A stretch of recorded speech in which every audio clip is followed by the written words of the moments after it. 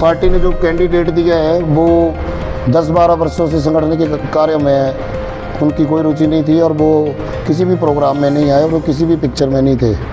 तो ऐसे व्यक्ति को टिकट दी गई जो पार्टी के प्रोग्राम में नहीं आता है और जो ग्राउंड में मौजूद थे उनको सबको दरकिनार किया गया। और भारतीय जनता पार्टी के कार्यकर्ताओं के साथ भी आज ऐसा ही हो रहा है। बस्तर से उतरे हैं, किस तरह से रिस्पांस लोगों का आपको मिल रहा है, क्या कहेंगे आप? सबसे पहले मैं आप सभी का धन्यवाद करता हूं कि आपने व्यस्त समय के चलते हुए भी आपने आज समय निकाला, क्योंकि आज मुख्यमंत्री जी का टूर था बड़सर में। और जैसे कि मैं आज अभी सुभाष जी की पंचायत से आ रहा हूं, कलवाड़ से, और युवाओं में ज़बरदस्त जोश है। और आज मैंने जितनी भी जगह पे गया हूँ, मैं जितना टाइम भी गया हूँ, मुझे भारी जन समर्थन मिल रहा है। चाहे वो युवा साथी हों, चाहे महिलाएं हों, चाहे वो बुजुर्ग हों, भरपूर समर्थन मिल रहा है लोगों का।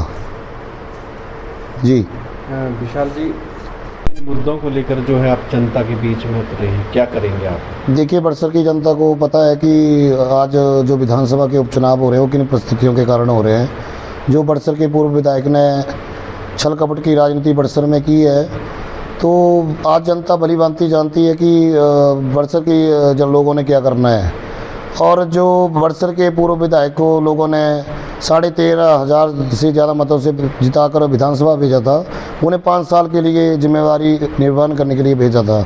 लेकिन उन्होंने अपनी जिम्मेवारी को छोड़कर अपने निजी स्वार्थ के लिए पार्टी को छोड़ा और बड़सर की जनता के साथ जो धोखा किया है, ये भुगतान उनको, चार्ज उनको भुगतना ही पड़ेगा। और बड़सर की जनता पूरी तरह से सबक सिखाने के लिए तैयार है।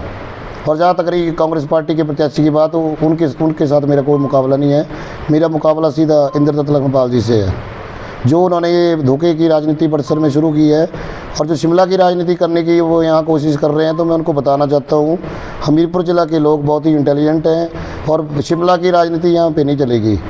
शिमला भी हमारी राजधानी है, लेकिन जो ये छल कपट की राजनीति उन्होंने यहाँ पे शुरू की है अपने निजी स्वार्थ के लिए, वो यहाँ पे नहीं चलेगी। और मैं आपको एक बात और बताना चाहता हूँ कि लखनपाल जी पार्टी छोड़ के लिए इसलिए गए कि ईडी का डर उनको था और प्रेशर पड़ा उनके ऊपर। जी विशाल जी, आपने कहा कि आप लंबे अरसे से कांग्रेस पार्टी से जुड़े रहे हैं, क्या कारण था कि आपको आज कांग्रेस पार्टी से दरकिनार होकर जो है इलेक्शन लड़ना पड़ रहा है? मैं अभी कांग्रेस पार्टी से अभी युवा कांग्रेस प्रदेश का प्रवक्ता हूँ प्रेजेंटली। मैं आपको काइंडली और इन्फॉर्मेशन। और जहाँ तक बात रही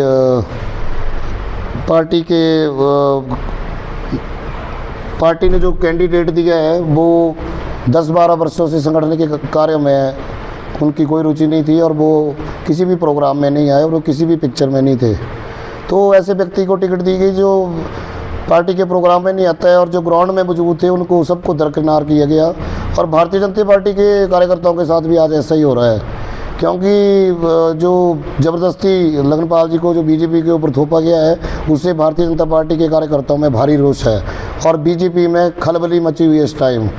और मुझे दोनों पार्टियों का समर्थन मिल रहा है। और मुझे तो सबसे पहले बड़सर की जनता का समर्थन चाहिए और मुझे पूर्ण विश्वास है कि इस बार बड़सर की जनता युवा चेहरे को मौका देगी और धरती पुत्र को मौका देगी।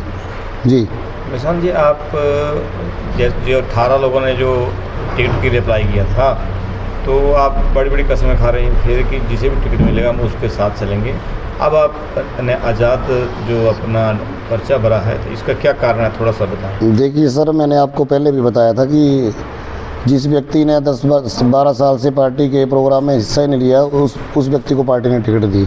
अगर पार्टी ग्राउंड में मौजूद व्यक्ति को टिकट देती, चाहे वो कोई भी होता, चाहे मैं आपको बताना चाहता हूँ, हमारी सिटिंग जिला परिषद बैठी है बिजड़ी वार्ड नंबर 12 से, मीना जी को दे देते। तो अब इन चीज़ों का ऊपर बात करने से कोई फ़ायदा नहीं है। माहौल मेरे पक्ष में है। बड़सर की जनता आज नए युवा चेहरे को विधानसभा भेजना चाहती है और मैं ये बात ऐसे नहीं बोल रहा हूँ हवा में, मेरे पास फीडबैक है। जो 52 पंचायत की फीडबैक आ रही है, वो बड़सर में दोनों ही प्रत्याशियों से लोग तंग है और आज वो तीसरे विकल्प के रूप में मुझे भरपूर समर्थन बड़सर की जनता का मिल रहा है। आप जो अटैक है वो सिर्फ लखनपाल पे कर रहे हैं, इसका क्या कारण है, थोड़ा सा बताएं। देखिए, जनता ने उनको 5 साल का मौका दिया था, कांग्रेस पार्टी की टिकट पे उन्होंने चुनाव लड़ा, तो जो व्यक्ति अपनी जिम्मेवारी छोड़कर भागा है तो उसके से तो रोष तो प्रकट करना ही है। हमने रात दिन पार्टी की सेवा की और रात दिन उनको 13,000 मतों से जिताया बड़सर की जनता ने और कांग्रेस के निष्ठावान कार्यकर्ताओं ने। तो अगर उनको मुख्यमंत्री जी वो बोलते हैं कि काम नहीं हो रहे थे, अगर काम नहीं हो रहे थे तो उन्होंने मुख्यमंत्री जी का टूर क्यों करवाया? तो ये बातें झूठ मूठ बोलना कि मेरा मन राम जी के प्रति हो गया था, तो उनको कौन रोक रहा था अयोध्या जाने से? विक्रमादित्य जी भी तो गए, उनको पार्टी ने नहीं रोका और मुख्यमंत्री जी ने उस दिन पूरा दिन अवकाश रखा था। तो ये और राम भगवान सबके हैं, कोई भारतीय जनता पार्टी के नहीं है राम।